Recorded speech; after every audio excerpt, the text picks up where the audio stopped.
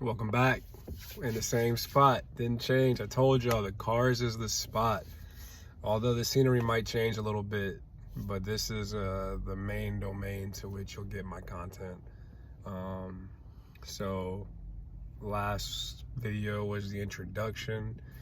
Now we're gonna dive into more of the specifics of it all. So to me, what it means to be a strong, grounded man is to be so solid within yourself that the external evil of this world can't get to you. And I say evil, but I kind of use it as a loose term because evil to me is anything that obstructs your path to where you want to go. It's just the best way to visualize it for me in regards to light and dark. So light being the path that I want to reach, the path that I want to be on, the dark's going to obstruct it. But the dark also at the same time plays a huge role in that tunnel vision, because you see that light at the end of the tunnel, but this is your barrier. You know if you step off what you're getting yourself into, but you know if you're on that path, this is there. This is going to try to keep you, or it is keeping you within your frame. But when you teeter and you totter, that's when you have those lows. That's when you have those moments of uncertainty and distractions, and you feel like you reach those slumps and you get off your path. But ultimately, what it means to be a strong, grounded man is to be so solid within yourself that if you do teeter, you do totter, you find your way back to your path almost immediately. It's an awareness of it all. It all starts in here. So to do that, three things that I do daily to help keep me in sight and in line with what I do. One, you gotta work out. Exercise is one of the best forms of self-care out there. I don't care what studies say this, say that, whatever. Being able to move your body, because movement is medicine. Movement in itself is a principle that we've been doing from the very beginning of our time. We used to be nomads, so we would move to protect ourselves. We would move to provide life. If we didn't move, we would have died, because all our resources were gone at that point. So what will we stay there for? If we stayed, there's nothing left there for us. So the act of not moving would be actually killing us. So movement, one of the biggest things that we can do. Movement is medicine. Movement is care. Movement builds strong mentality. So exercise is extremely important, and I exercise daily. I'm not a bodybuilder split type person. I'm not a push-pull legs person. I work out full body every day. Some days are lighter than others, but I work out full body every day.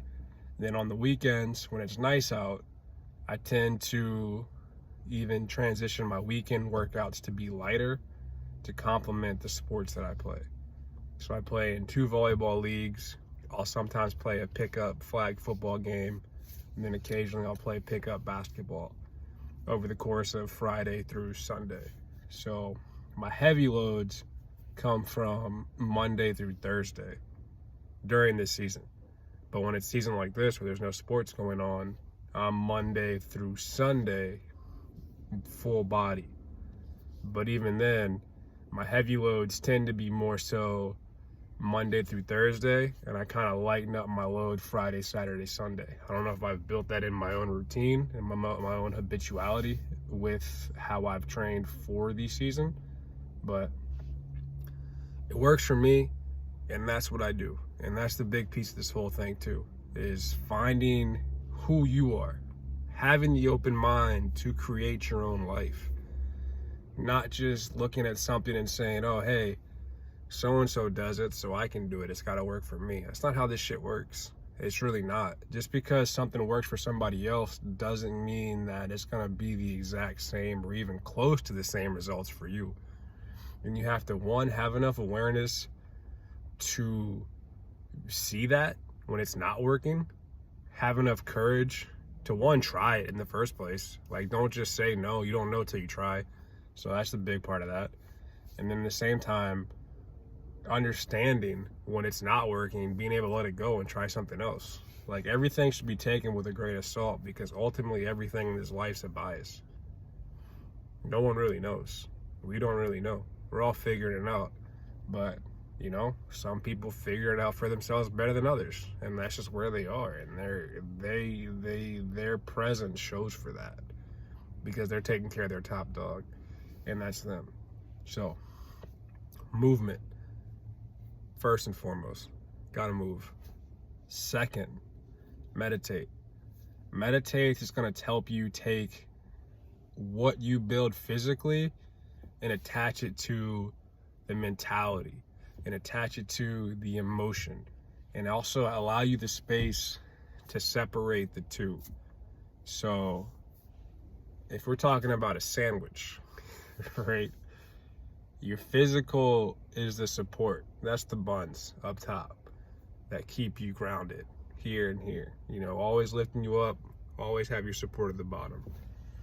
Your meditation is going to be the fillers, not quite the meat, but it's the things between the meat that separating the pad from, or the buns from the meat patty, whatever it may be.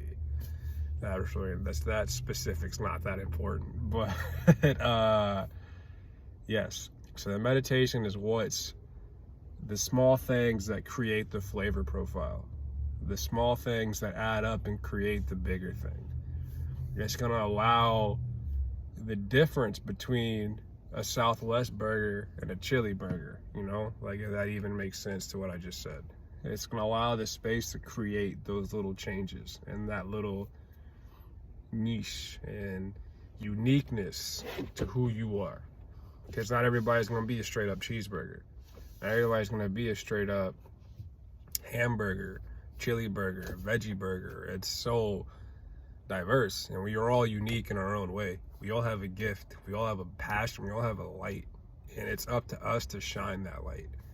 And it's up to me and this channel to help project that onto you guys listening, to be yourself, be your most unique self, honor that, treasure that, bring that light to the world. So meditate. Even if it's a start of 5 minutes a day of just silence, do that, be that, honor that, because that's going to help put you forward so much further in life, because then you start to notice things differently. Things start to slow down for you. It's not always a react. You know, you're not always in that fight or flight mode.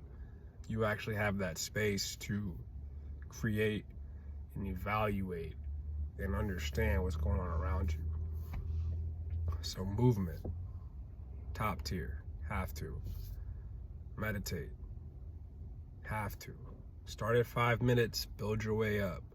I started with 5 minutes, now I do anywhere from 20 to 30 a day of just sitting still in silence on I have one of the spiked mats, so I use one of those and just lay on that to promote more relaxation. But I'm just there. And I also listen to binaural beats, which helps put me in a more meditative state. I can share more of that information on another video. And then the third thing is you have to recover. It is so important. You have to recover. Without recovery, nothing else makes sense. You can work out all you want and do that stuff, and it's not gonna help you at all. It's not going to go anywhere, because you're not giving your body that time to rest.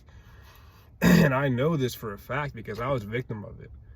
I lived in here up top in such a go mentality, to the point that, like, I was robbing myself of my own happiness. I would tell myself when I accomplished something, one of two things. Either, oh, that's cool, I did it, now what's next? And not even celebrate that victory and go on to the next one. Just brush it off and go.